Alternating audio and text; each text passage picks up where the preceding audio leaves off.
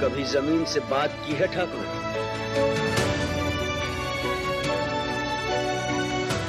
मैं बड़ा सख्त किस्म का थानेदार हूं ठेकेदार।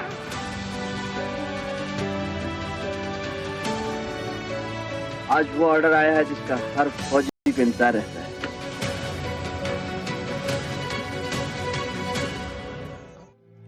Welcome back. Veteran actor Dharmendra is no more. In our special tribute today, we are joined in by Rajeev Vijayakar, author and film critic, who penned a book on Dharampaji called Not Just a He-Man.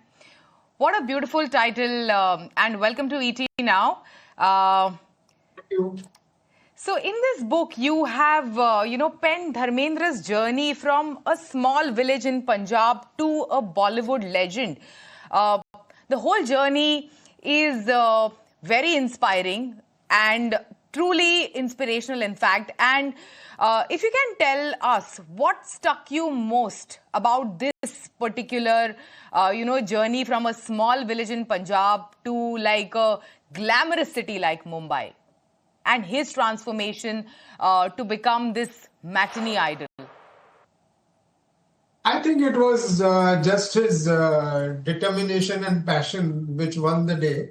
And, because his father was not really keen that he become an actor, but his mother was quite encouraging. And then, he saw this Filmfare United Producers Talent Contest ad, and he applied and he came here. And of course, he wasn't the winner, but he landed up with plum assignments. And before that, Mr. Arjun Ingorani got him his debut film, Dil Bhi Tera, Hum Bhi Tere. And from there, one thing led to other. I mean, he was determination personified. His coming to He was Mumbai. in love with Canada Yeah. also, Sorry, his coming to Mumbai was also the result of a talent hunt. Pretty much, a story of what films are made about or books are written about. So tell us more about, this particular talent hunt and, how that, gave us the superstar. So, Filmfare United Producers Talent Contest was an annual thing. And like I said, he wasn't the winner there. But he was noticed, despite the fact that he was not the winner. And he, kind of drew the attention of people like Bimal Rai, and who was one of the judges. And Arjun Ingorani was in the bus where he was, going along with another contestant who was known to Mr. Arjun Ingorani. And that's how, they somehow got to know each other. And Hingorani sir signed him for Dil Bhi Tera, Hum Bhi Tere, which was, of course, produced by somebody else. And then it was Bimal Roy and Bandini and, and so on and so forth. The journey gradually began and went on to a high level.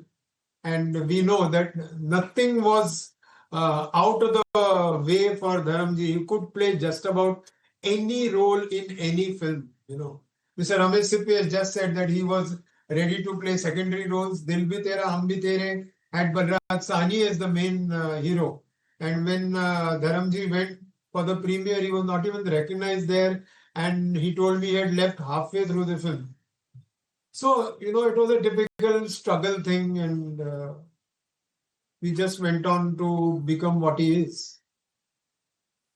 Your title says quite a lot about Dharmendra ji, not just a He-Man.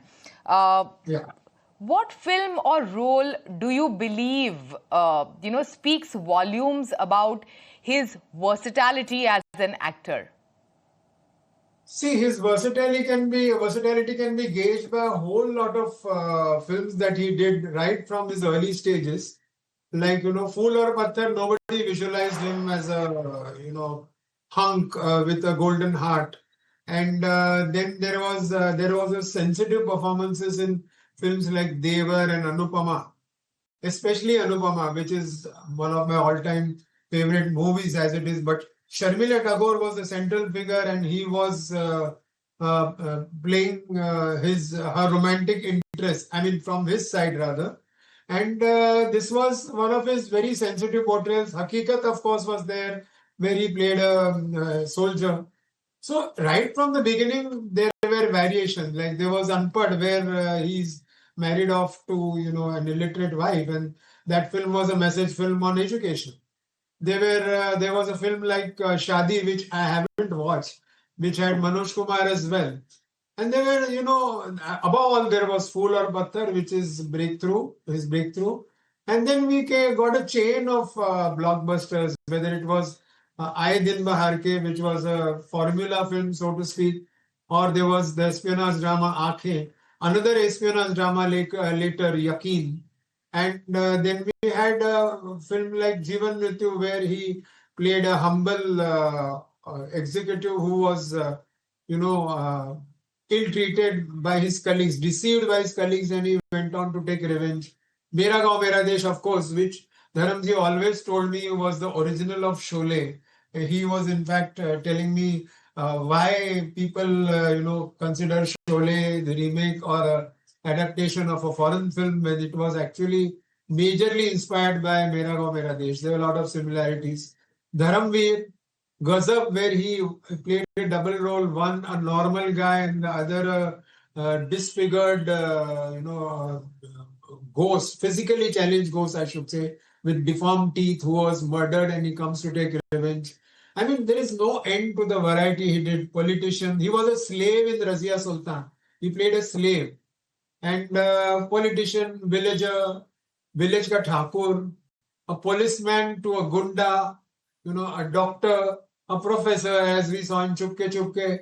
There is no end to what he could do, and he did it all very, very well, very, very naturally, very, very realistically, and he just used to seamlessly go into the role. No end to what he could do. In fact, one of my favorite characters of Dharmendra ji is Dr. Parimal Tripathi in Chupke Chupke, and his comic timing is just excellent, the Ghas Poos Ke Doctor. But having said that, you spoke about the actor side, the persona, behind the films. How was he as a human being? I believe that he always maintained his village ways even during his peak, fame. So, can you share an anecdote that exemplifies his grounded nature? There are so many actually, but one story I'll tell you which I've heard, and one story is my personal experience. The one which I've heard is that, somebody from Punjab came once to his house, his bungalow, and started issuing threats, threatening the safety of his sons and all if he didn't get money or something like that. And Dharamji just went out, accosted him and beat him. And with that one punch, he landed against a tree and he got hurt. And then Dharamji arranged for his being taken to hospital and doing the treatment. That is one side. The second story is how he met me, which shows how grounded he was. He was, in America for the premiere of Apne. And I was, my colleague there. I used to write for an American paper named India West at that time. And my colleague was set to interview him there.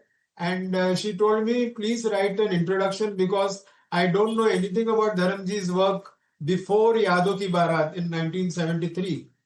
So I wrote an introduction to him, summing up his, whole career and his life in general, the Hema Malini chapter and so on. And one fine day, in the morning, I was having breakfast when I got a call. And it was an unknown number. So I picked it up and I said, he asked for me. And I said, who is this?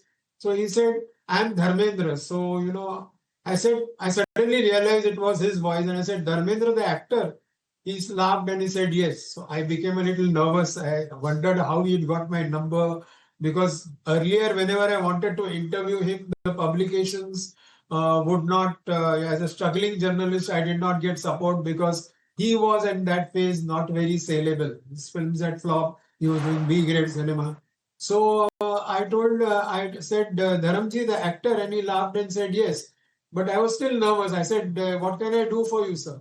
So he says, no, I just read your piece in India West, and I got your number from the office, and I just called to say that I have read some 5,000 stories and articles and interviews on me, but आपके article ने मेरे रूह को छू लिया. So I was suddenly at peace, but I was wondering that such a mega star, just reading one 800-word article on him when I've not even met him, takes the trouble to call up my newspaper, take my number from there, and call me in India at my time, at a time suitable to India, and tell me all this. And then he went on, he said, हम लोग जब किसी से खुश होते हैं तो हम लोग उनका आके झप्पी देते हैं.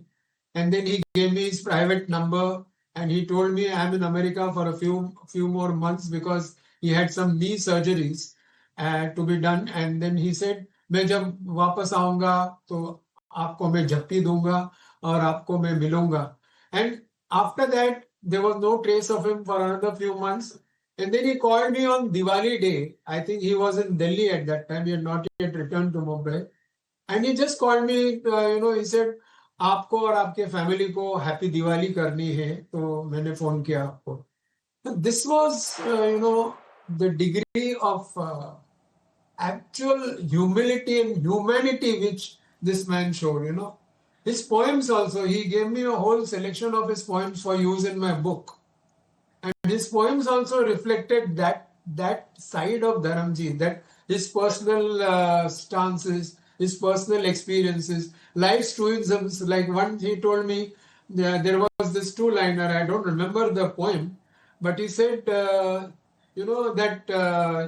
चाहत की ही ये मतलब फल है, ये जो what I have planted as चाहत, which is reaping the fruits now, because he said शोहरत चली जाती है, चाहत नहीं जाती. बिल्कुल बिल्कुल. What a beautiful tribute to our favorite beloved actor Dharmendra. Thank you so much for joining us. As you were narrating your story, I almost was, I had tears in my eyes. Thank you so much for sharing, your wonderful interactions with Dharmendra. Thanks for joining us today. With that, it's a wrap.